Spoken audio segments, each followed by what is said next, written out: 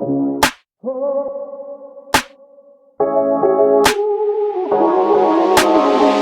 gang. Too many people have been asking me to do the sessions, to do these recordings. Ace, man, Asani, can you like post a video just talking about technology, just giving up some tips and some tricks on how do we do it, things like that. And I finally,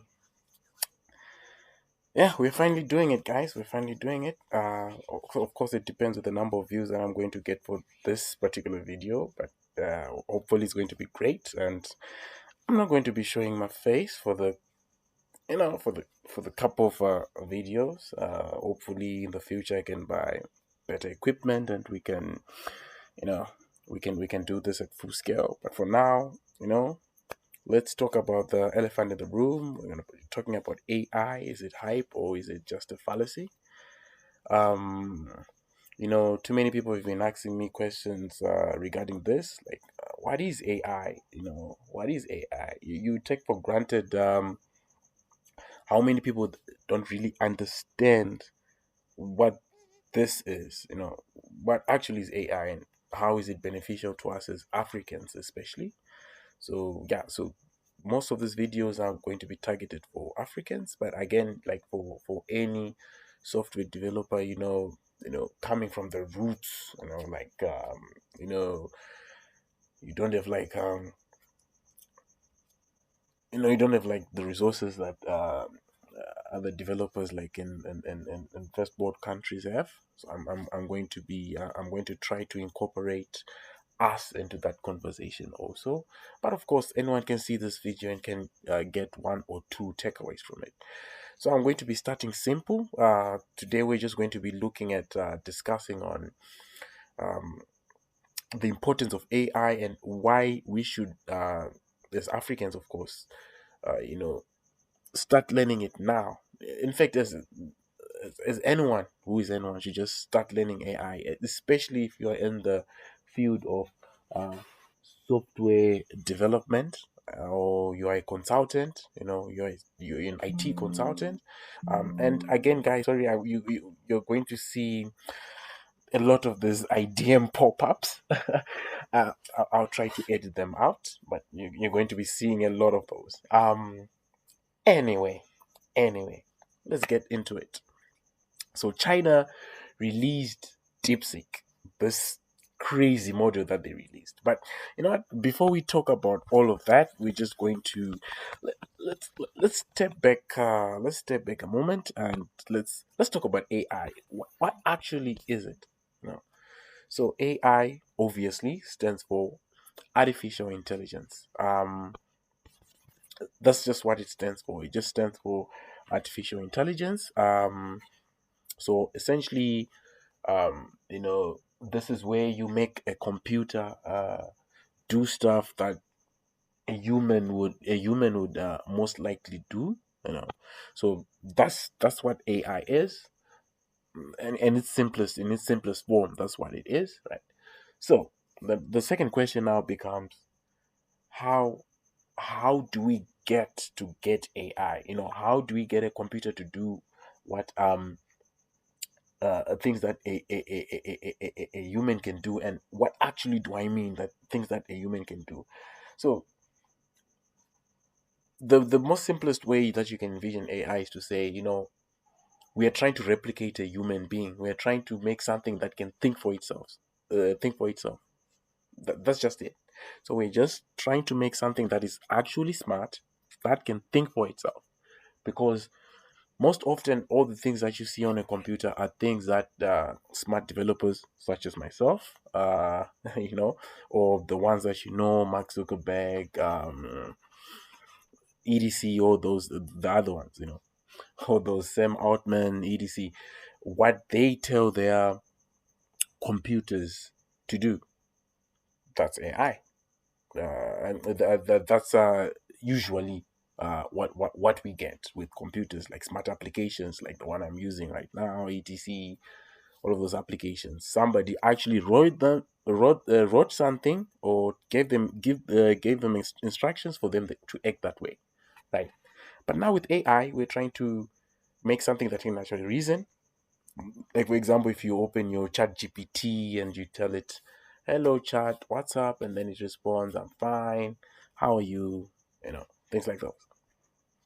That's essentially what AI is, right? You're trying to create something that can think for itself and can actually do stuff like, find the cure for cancer, for example, or, you can ask questions, multiplication questions, or that can write an essay for you, things like those.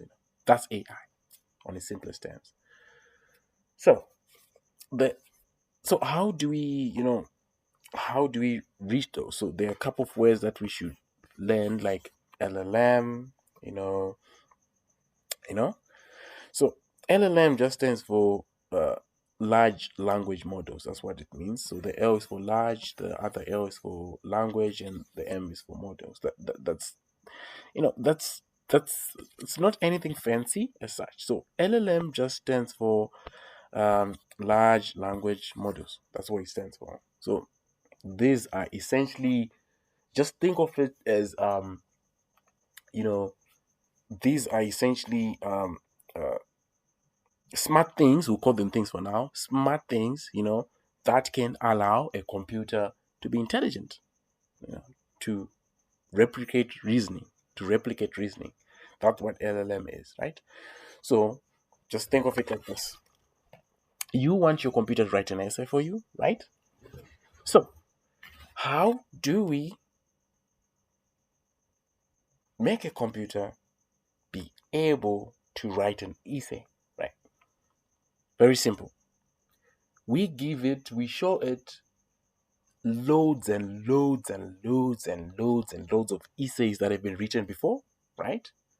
Or even we can throw poems in there or anything of such sorts. We can just throw it in there, and then the computer is going to read, read, read it. Oh, okay, okay, okay. So this is how you write an essay, and then is going to write its own, right? It's just like how we learn as humans, if you want a kid to learn, you should just show them how to do it. Like, okay, this is how you solve 1 plus 1, or this is how you solve 2x plus 6 equals to 8, for example.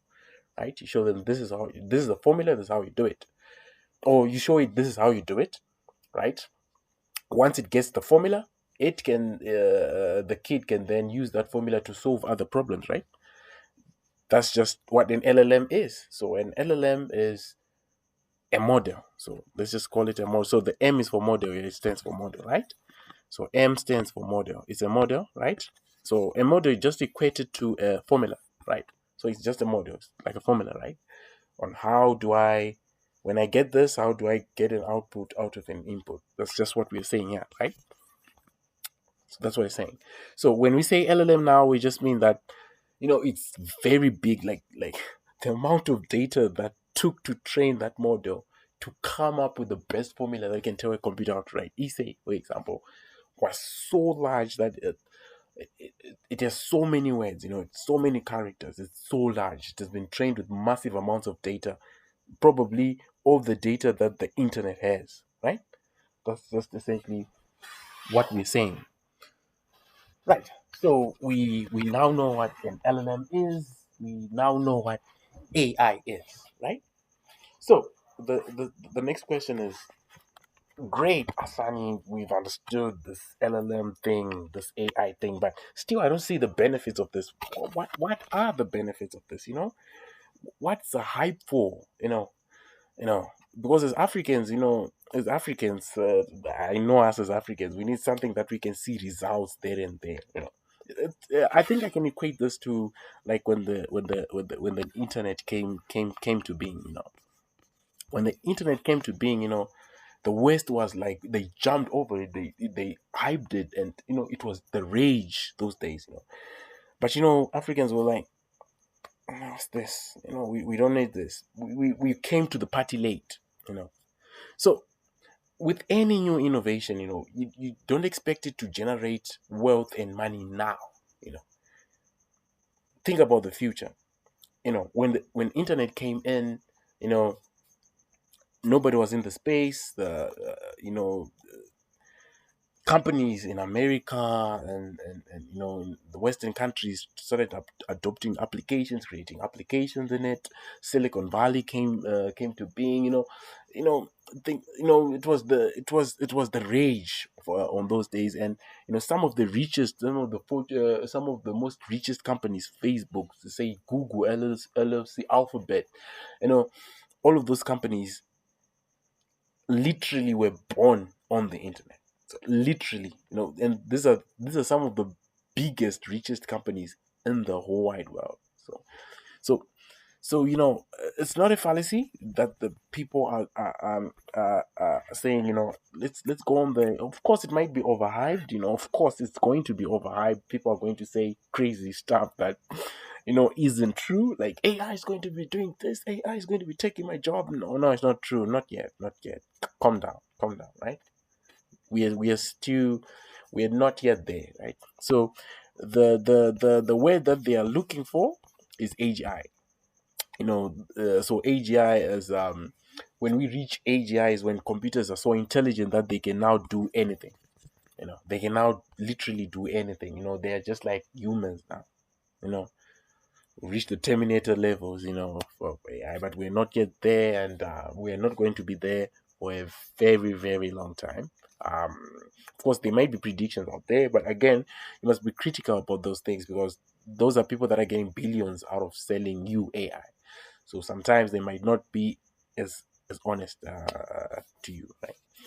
So we have learned about this. We have learned about what that AI is. If again you want me to go on and then touch more on this, that's fine.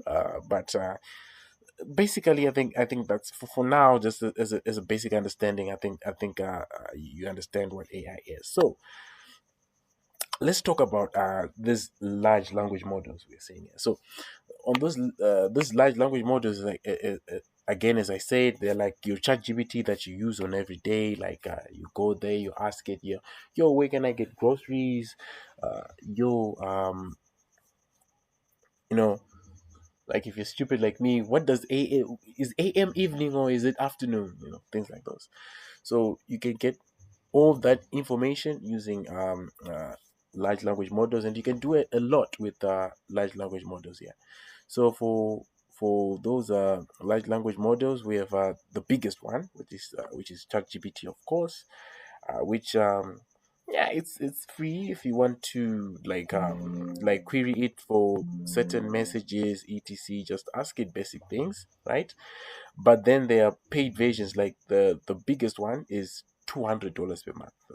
That's a lot of money. You have to pay $200 per month to get you know their best model, the O1 model, right? The best LLM model, which is called the O1 model. That's $200. It's a lot of money. Um, so OpenAI has been uh, on the forefront of releasing LLMs. Some of the biggest LLMs are OpenAI. We all know about ChatGPT. We've used it at school, etc. Right? But it's just expensive. Like for me as a developer, if I want to, like, for developers in the world, like if you want to create an application, for some reason you want to create an application, and that application has to incorporate some artificial intelligence in it, it's quite hard for you to get the best out of it because of the price tag. I think you can see this price tag. Even the $20 for Africans is like, $20 is a lot, Um, so it was quite hard for Africans to start jumping in on the applications and learning about this. So the alternative, therefore, was you could use something like Grok. So this is Grok. So Grok is absolutely free. So you can use something like Grok. Grok offers an LLM model, um, which is absolutely free. So it's for $0 essentially, and it's what I've been using on most of my applications so far. It's of course is not as good as ChatGPT. It's I can compare with ChatGPT, to be honest. But like for smaller applications, like you want to create, it would work. Uh, but again, you can't compare it to ChatGPT. But things took a turn when this bad boy was released straight out of China. Yeah. So this is called DeepSeek. So it's an LLM model that rivals even OpenAI themselves. In fact, it is claimed that this model is even better than. So you can see that like from the benchmarks, like yeah, it's even better on many benchmarks compared to OpenAI's O1 model. So O1 model is the best LLM that OpenAI has right now.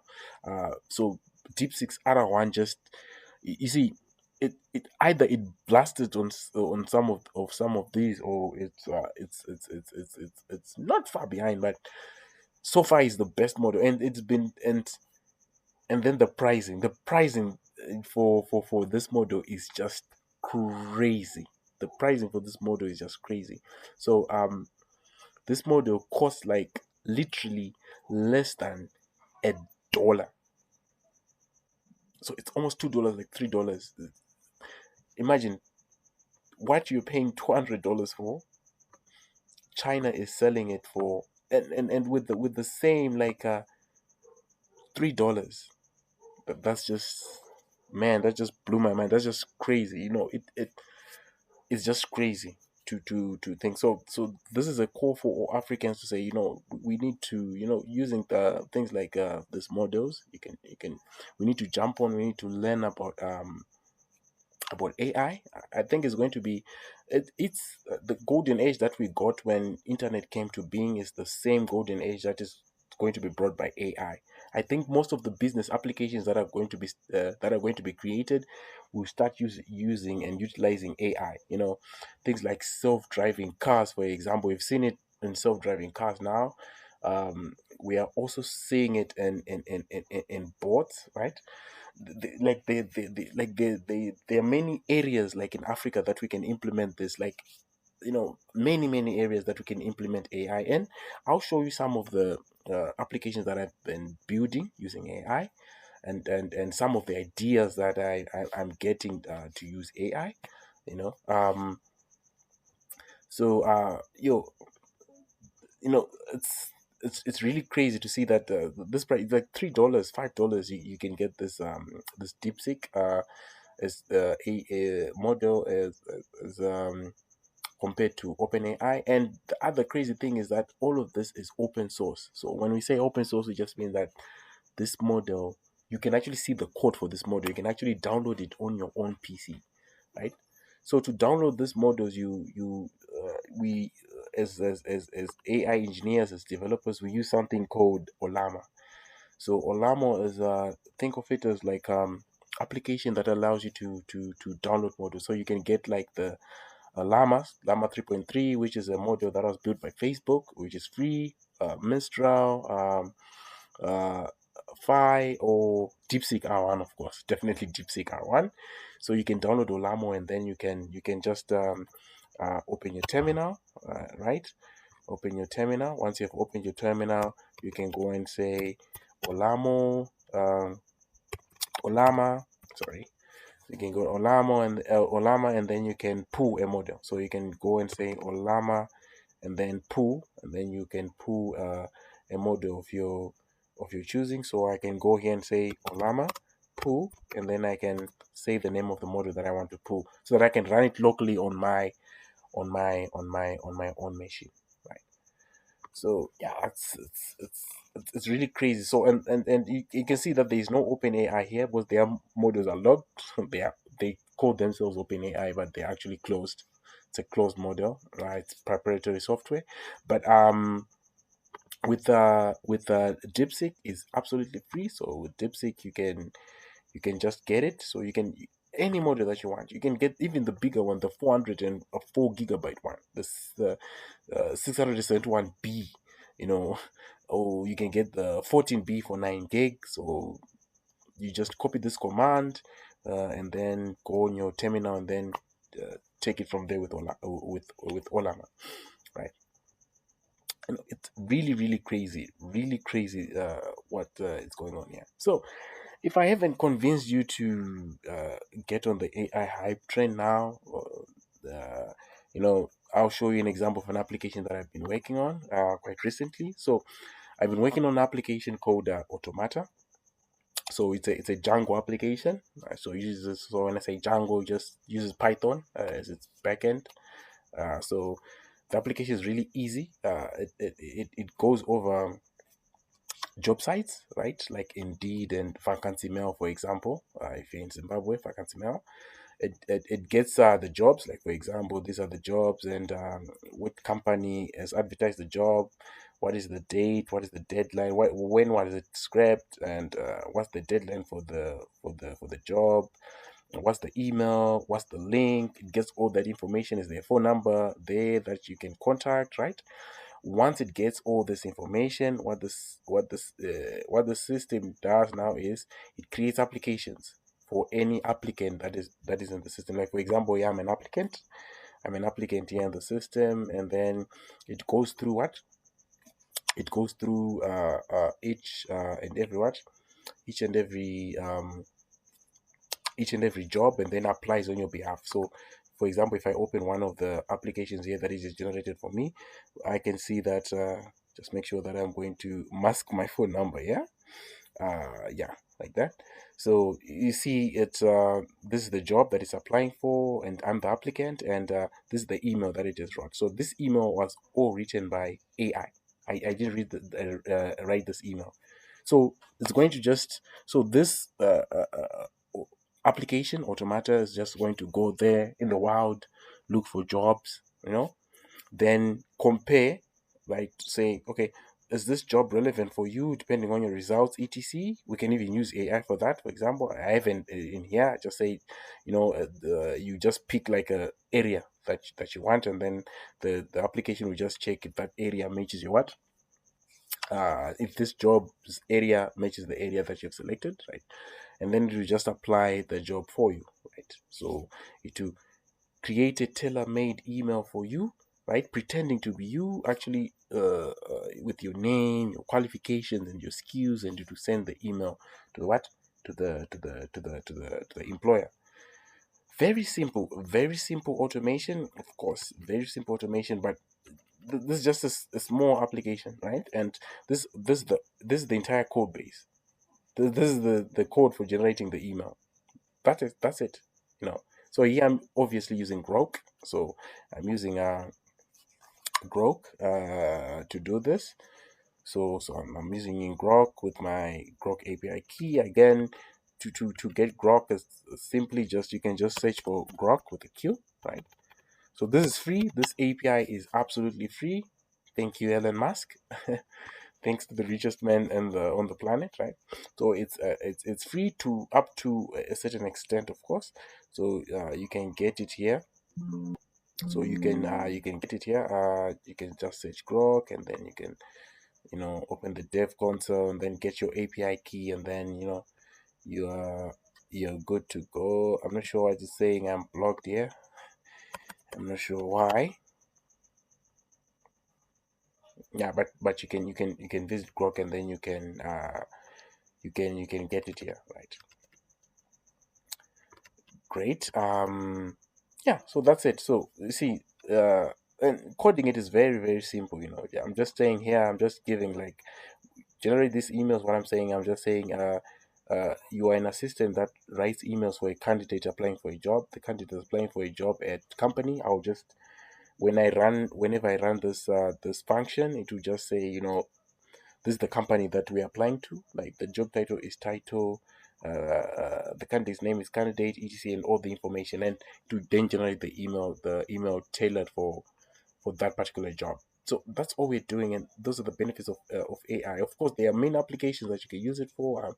I'm using it for things like Textman, like for fiscalization, things like Instamate, like for creating automated actions to like post on Instagram, and do some other things there.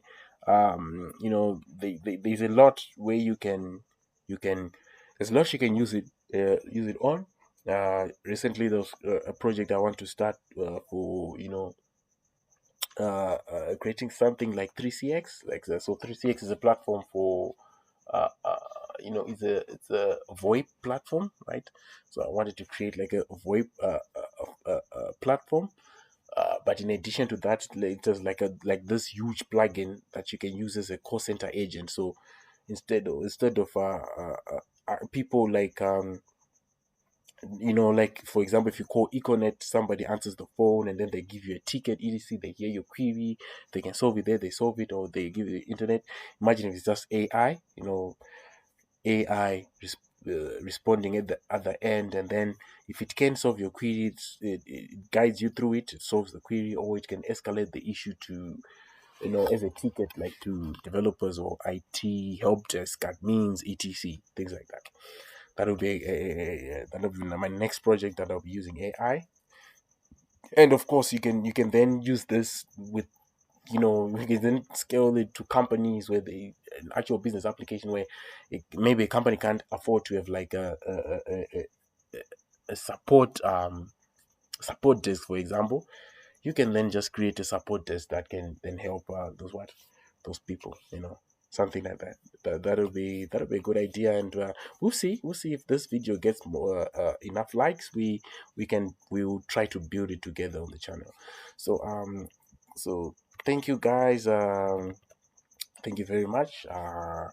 And hopefully subscribe, and then I'm going to try to release content like this, and we're just going to be just an introduction, of course, to AI. But if you want me to dive into coding, for example, doing projects, if you want me to go into consultancy, explaining some ERP systems, some business systems, or just let me know in the comments below, and then we'll see how we do it.